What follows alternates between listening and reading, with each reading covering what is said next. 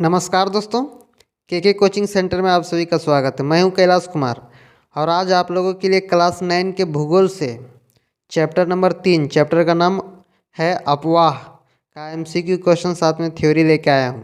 ये सारे MCQ question class 9 के फर्स्ट टाइम एग्जाम के लिए काफ़ी इंपॉर्टेंट है, इसलिए आप इसे ध्यानपूर्वक देखें, हो सके तो इसका नोट्स भी बना लें। तो आइए हम लोग शुरू करते हैं, लेकिन उसके पहले अगर आप चैनल को सब्सक्राइब नहीं किए होंगे तो कृपया सब्सक्राइब करें, साथ ही बेल आइकन को भी दबा दें और हो सके तो अपने साथी दोस्तों के साथ भी शेयर करें, जिससे इसका फ़ायदा सबको मिल सके। ज़्यादा जानकारी के लिए हम ये बताना चाहते हैं कि यहाँ पर क्लास 8, 9, 10 जो झारखंड बोर्ड से है, एनसीईआरटी के बुक की सभी बुक की सॉल्यूशन इस चैनल में आप पा सकते हैं। तो इसलिए आप इस चैनल को सब्सक्राइब कर लें और अपने साथी दोस्तों को भी बताएं। तो आइए हम लोग शुरू करते हैं। पहला क्वेश्चन है, पृथ्वी का कितना भाग पानी से ढका हुआ है? तो लगभग 71% भाग। किसी क्षेत्र के नदी तंत्र या जल प्रवाह प्रणाली को क्या कहते हैं? तो उसे अपवाह कहते हैं। संसार का सबसे बड़ा डेल्टा कौन है? तो सुंदरवन डेल्टा सबसे बड़ा डेल्टा है। फिर ये कौन वृक्ष की शाखाओं के समान अपवाह प्रतिरूप प्रणाली को दर्शाता है? तो ये कौन है? दुर्माकृतिक। उलर झील किस राज्य में स्थित है? तो जम्मू कश्मीर में उलर झील जम्मू कश्मीर में स्थित है। नेक्स्ट है, चिल्का झील किस राज्य में है? तो चिल्का झील उड़ीसा में है। भारत में खारे पानी की सबसे बड़ी झील वो है चिल्का झील। चिल्का झील में सबसे ज़्यादा खारे पानी होता है। विश्व की सबसे बड़ी अपवाह या फिर नदी द्रोणी कौन है? तो अमेजन है। अमेजन सबसे बड़ी नदी द्रोणी है। भारत की सबसे लंबी नदी कौन है? तो गंगा है। भारत में सबसे बड़ी नदी द्रोणी कौन है? तो गंगा है। नर्मदा नदी का उद्गम कहाँ से है? तो नर्मदा नदी का उद्गम अमरकंटक से है। सांभर, उलर, डल और गोविंद सागर झीलों में से कौन सी लवणीय जल वाली झील है? तो सांभर है। किन नदी तंत्रों से उत्तर के विशाल मैदान का निर्माण हुआ है? तो सिंधु, गंगा, ब्रह्मपुत्र तथा उनकी सहायक नदियों से नदी तंत्रों के उत्तर के विशाल मैदान का निर्माण हुआ है। नदी या धारा जो बड़ी नदी से जाकर मिलती है उन्हें क्या कहते हैं? तो उसे सहायक नदियाँ कहते हैं।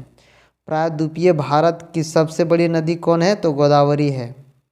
दक्षिण भारतीय नदी जो ग्रीष्म तथा शीत ऋतु दोनों में वर्षा का जल प्राप्त करती है वो है कावेरी नदी।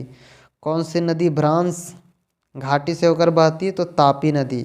भ्रंश अपवाह होकर अरब सागर में मिलने वाली नदी कौन है? तो तापी है।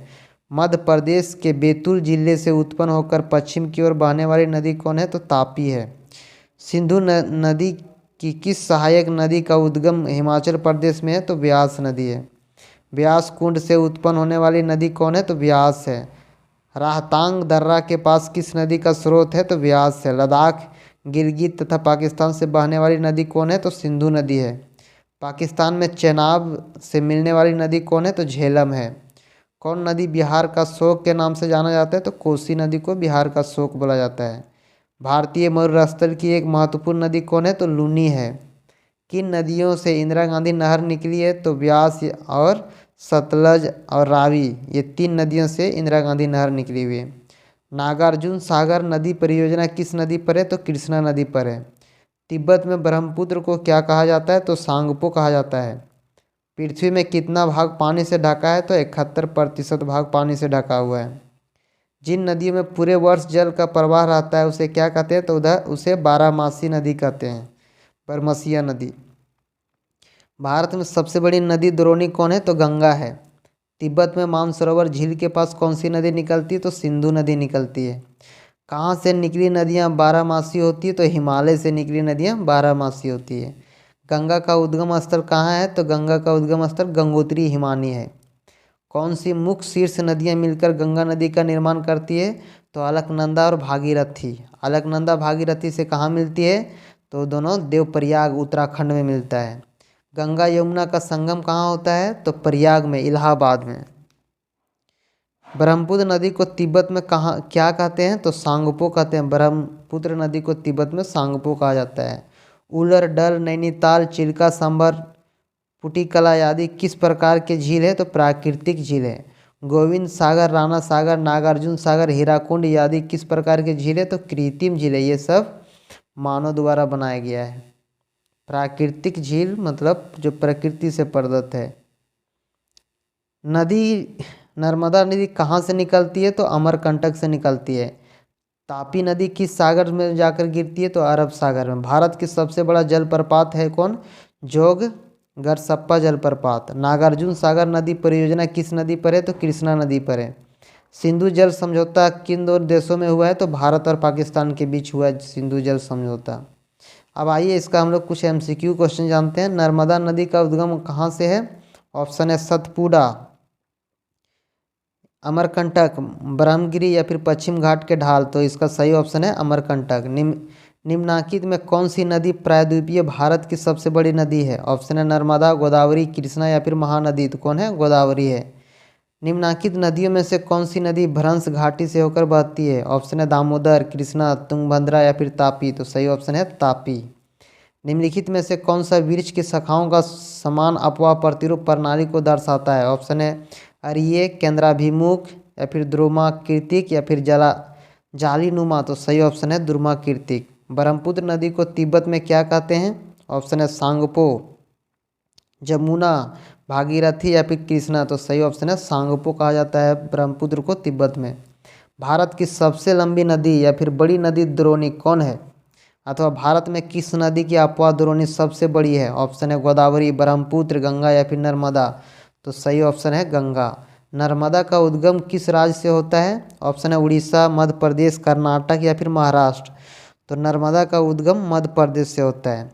सिंधु जल समझौता किन दो देशों से संबंधित है? ऑप्शन है भारत चीन, भारत पाकिस्तान, भारत श्रीलंका या फिर भारत बांग्लादेश। तो किन दो देशों के बीच है सिंधु समझौता? भारत और पाकिस्तान के बीच। नागार्जुन सागर नदी परियोजना किस नदी पर है?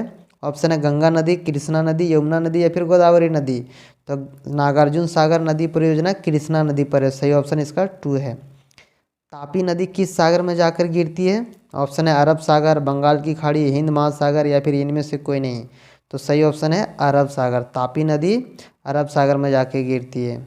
बिहार का शोक के नाम से जाने वाली नदी कौन है? ऑप्शन है गंगा, कोसी, सोन या फिर दामोदर। तो सही ऑप्शन है कोसी नदी। भारतीय मरुस्थल की एक महत्वपूर्ण नदी कौन है? ऑप्शन है सतलुज, लूनी, नर्मदा या फिर यमुना। तो सही है ऑप्शन क्या है? भारतीय मरुस्थल की एक महत्वपूर्ण नदी लूनी है। इसका ऑप्शन नंबर 2 है। झेलम, चेनाब, रावी, व्यास और सतलुज निम्न में से किनके नाम है? ऑप्शन है सैल, नदी, मृदा या फिर पठार। तो सही ऑप्शन है नदी। लूनी किस क्षेत्र की सबसे बड़ी नदी है? ऑप्शन है पश्चिमी राजस्थान, पश्चिमी गुजरात, पश्चिमी बंगाल या फिर इनमें से कोई नहीं। तो सही ऑप्शन है पश्चिमी राजस्थान। सुंदरवन का डेल्टा कौन सी नदियां बनाती है? ऑप्शन है कृष्णा गोदावरी, गंडक कोसी, गंगा ब्रह्मपुत्र या फिर सतलुज सिंधु। तो सही ऑप्शन है गंगा ब्रह्मपुत्र। अलकनंदा और भागीरथी कहाँ पर एक दूसरे से मिलकर गंगा नदी का निर्माण करती है? ऑप्शन है कानपुर, हरिद्वार, देहरादून या फिर देवप्रयाग। तो सही ऑप्शन है देवप्रयाग में अलकनंदा और भागीरथी एक दूसरे से मिलकर गंगा नदी का निर्माण करती है। कौन सी नदी नेपाल में हिमालय से निकलती है? तो कोसी नदी नेपाल में हिमालय से निकलती है। किन नदी तंत्रों से उत्तर के विशाल मैदान का निर्माण हुआ है? ऑप्शन सिंधु, गंगा, ब्रह्मपुत्र तथा उनकी सहायक नदियों से विशाल मैदान का निर्माण, उत्तर के विशाल मैदान का निर्माण हुआ है। भारत का सबसे बड़ा जलप्रपात कौन सा है? तो जोग या फिर गरसप्पा जलप्रपात। कौन सी मुख्य शीर्ष नदियां मिलकर गंगा नदी का निर्माण करती है? अलकनंदा और भागीरथी। नदी या धारा जो बड़ी नदी या झील में जाकर मिलती है क्या कहलाती है? वो सहायक नदियाँ कहलाती है। गंगा नदी के उद्गम स्थल को किस नाम से जाना जाता है? तो गंगोत्री हिमानी के नाम से जाना जाता है। मध्य प्रदेश के बैतूल जिले से उत्पन्न होकर पश्चिम की ओर बहने वाली नदी कौन है? तो तापी है। पृथ्वी में कितना प्रतिशत भाग पानी से ढका हुआ है? तो 71% भाग पानी से ढका हुआ है। जिन नदियों में पूरे वर्ष जल का प्रवाह रहता है उसे क्या कहते हैं? बारहमासी नदी कहते हैं। संसार का सबसे बड़ा डेल्टा कौन है? तो सुंदरवन डेल्टा है। दक्षिण भारतीय नदी जो ग्रीष्म तथा शीत ऋतु दोनों में वर्षा का जल प्राप्त करती हुई है कावेरी नदी। लद्दाख, गिलगित तथा पाकिस्तान से बहने वाली नदी कौन है? तो सिंधु। व्यास कुंड से उत्पन्न होने वाली नदी कौन है? तो व्यास है। तिब्बत में मानसरोवर झील के पास कौन सी नदी निकलती है? तो सिंधु निकलती है। फिर किन नदियों से इंदिरा गांधी नहर निकाली गई है? तो ब्यास, सतलुज और रावी से। पाकिस्तान में चेनाब से मिलने वाली नदी कौन है? तो झेलम है। सिंधु नदी किस सहायक नदी के उद्गम हिमाचल प्रदेश में है? तो ब्यास नदी का। तो इस प्रकार आज हम लोग क्लास 10 के भूगोल सेक्शन से चैप्टर नंबर 3, चैप्टर का नाम है अपवाह का MCQ क्वेश्चन, साथ में थ्योरी कंप्लीट किया। आप लोग वीडियो में अंत तक बने रहे, इसलिए बहुत बहुत धन्यवाद। फिर मिलते हैं नेक्स्ट वीडियो में, तब तक के लिए नमस्कार। लेकिन अगर चैनल को सब्सक्राइब नहीं किए हो तो कृपया सब्सक्राइब करें। बहुत बहुत धन्यवाद।